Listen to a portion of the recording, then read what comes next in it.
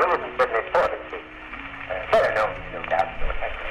I'm going to let you in on a few of my secrets in writing a short story.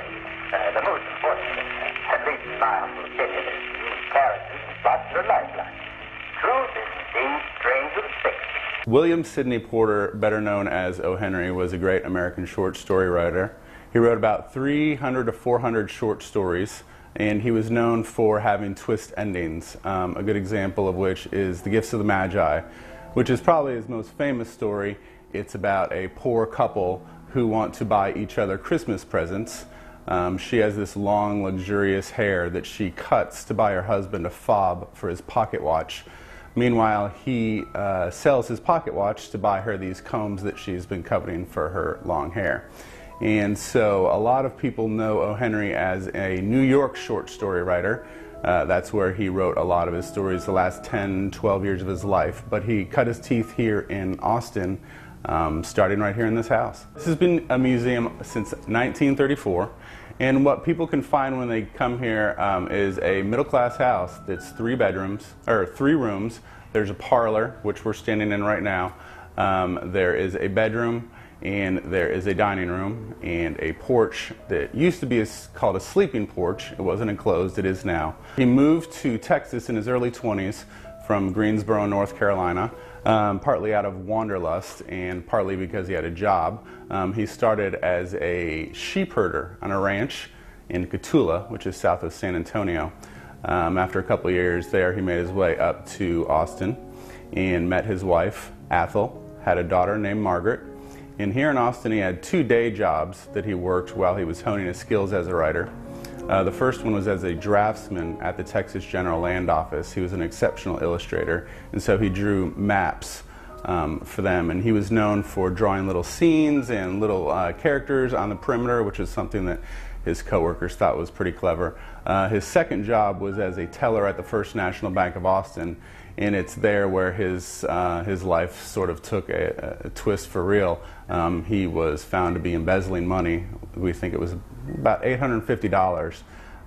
And some people said he was guilty, some people said he wasn't. Some people said he wasn't equipped to be a teller. He was preoccupied behind the teller cage, writing, what have you. In any case, he was sentenced to 5 years in federal prison in Columbus, Ohio. Served about 3.5. It looks like he came up with the pen name pretty much concurrent with being in prison. He was really embarrassed by the whole ordeal and tried to keep a low profile in prison, and I think that was his way of sort of masking his identity a little bit. So about a third of the items in here are original. The rest are mostly period pieces. Here in the parlor we have some really cool items. Behind me is a desk that he wrote on, belonged to a friend of his here in town. We have his original dictionary that he brought to Texas from North Carolina that is really worn in and an amazing artifact because he has an exceptional vocabulary, and it's fun to look through that. We have a piano that his wife played that's here, that's original, rosewood with mother of pearl inlay.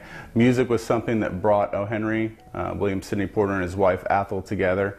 They performed together in the Gilbert and Sullivan Society. He was in a quartet and was also a singer. We have the only known recording of O. Henry's voice.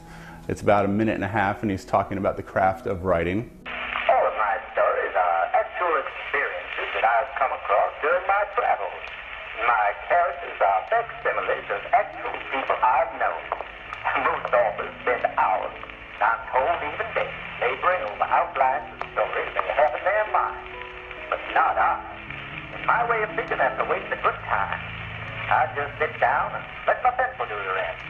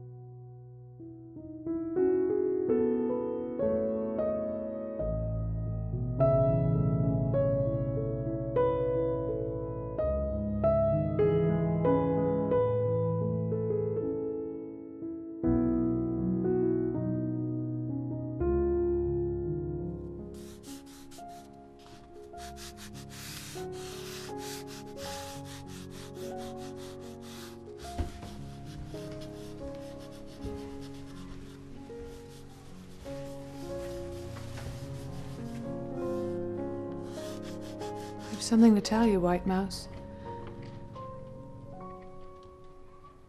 Mr. Berman died today of pneumonia in the hospital. What? The janitor found him 2 days ago in his room, helpless with pain, soaked through and icy cold. No one could imagine where he had been on such a night. And then they found a lantern and a ladder and some scattered brushes.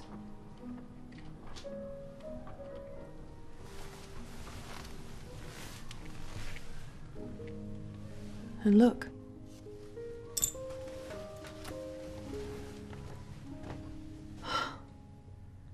Darling, it is Mr. Berman's masterpiece. He painted it there the night the last leaf fell.